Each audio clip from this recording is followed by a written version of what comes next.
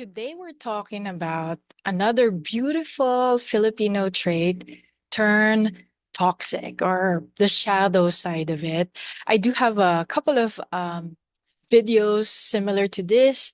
One is on resilience, how that could turn into a shadow side as well, and also over empathy. So you could check out the other videos and I would link that below. But today we're talking about pakikisama. What is pakikisama?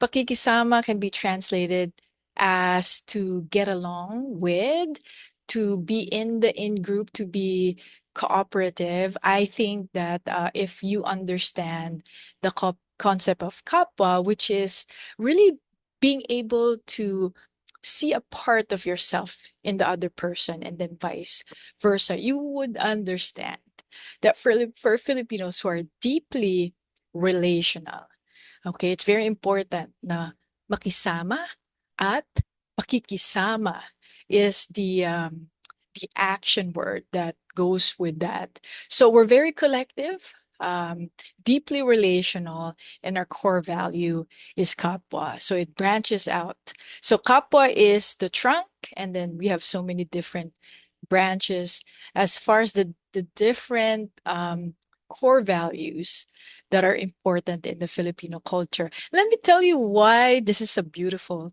trait. Pakikisama with Filipinos, they are very inclusive. In general, Filipinos are very inclusive. I myself, I had the story. I probably have shared it in this channel, in which when I was younger, I live in a place where there are a mixture of kids, very poor kids and middle class. I went to this nursery school where on my first day, one of my classmates didn't have a pad paper. So the teacher said, okay, take out your pad paper. And I was so excited. It's one way, other than new socks and the set of panties called Sew-Ann. Please comment below if you can relate. Um, was a way from my mom to bribe me, like new pad papers, the smell of pencils.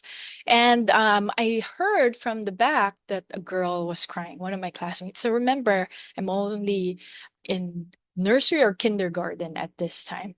And so I learned that she was embarrassed because she didn't have a pad paper. So I went in the back and I gave her the whole pad paper and I just took the 2 pages that the teacher was asking for.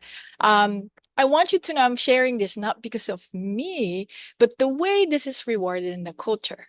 So if you were in America, in the West, Canada, in general, I'm always generalizing. Um, the teacher, the adult might say, oh, no, no, it's okay, it's okay. You don't have to give her the pad paper. I'll just give her a paper. But in this case, the teacher really rewards. She stopped the class. She's like, guys, listen to this, and gave paid homage to this act. And I was just being a regular kid. So these types of actions are reinforced.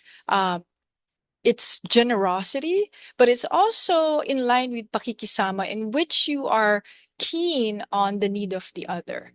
So there's a sense of wanting the outside person. Seemingly everybody had a pad paper and wanting the other person to be a part of that group. So that's one of the gift of pakikisama.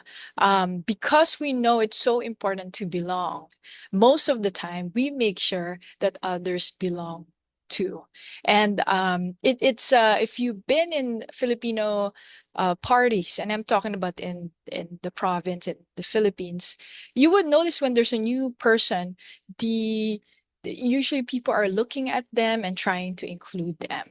So of course, again, this is a generalization. Share with me what your thoughts are. So we want to make sure no one is left behind. I think that's beautiful. When this beautiful Filipino core value or trait turns negative, a shadow, or even toxic, is when, because we move collectively and our heartbeat becomes the group.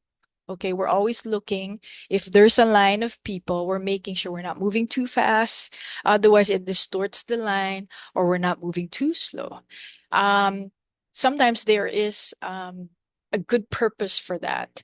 Other times, we may lose our agency when the voices of other people is so much more resounding. We may lose our voice.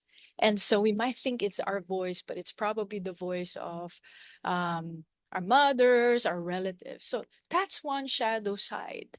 And also, the cause of being in the out group is so much more painful to a collectivistic, someone from a collectivistic culture. I remember when I was new in America, just watching a movie by myself is just something that is just foreign to me. Now it's not. I'll go watch a movie, if I wanted to.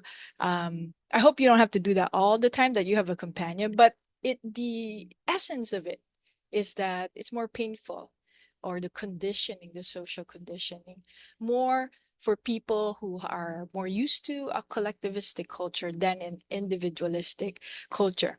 One other toxic part of pakikisama is, as you know, in our culture, there is corruption. Part of my sharing this beautiful trait, Filipino beautiful trait turned toxic, is to really raise Filipino families, to just give or provide some support or insight so that we could read a different generation. Because the Philippines is so diverse in resources. The Filipinos are so hardworking. They're such beautiful people, and it might be a bias, but I know the shadow side of the Philippine culture as well, the corruption there. And I was watching this video and where they said, "Oh, Philippines is such a beautiful country, but why it's not succeeding or progressing is because of its corruption." And so I think, coming from my own discipline, um, one way to combat that is to raise the Filipino family in a certain way and to balance pakikisama, in which our children, of course, we all have a need to belong. I think that's very human. That's beautiful, but not to be more aware when we're overdoing it, to allow children also the agency when they get to a point to make decisions that are age appropriate. So I hope that's been helpful. Watch the other videos I'm gonna create a playlist. I hope I've served you well. Comment below. Let me know what your thoughts are.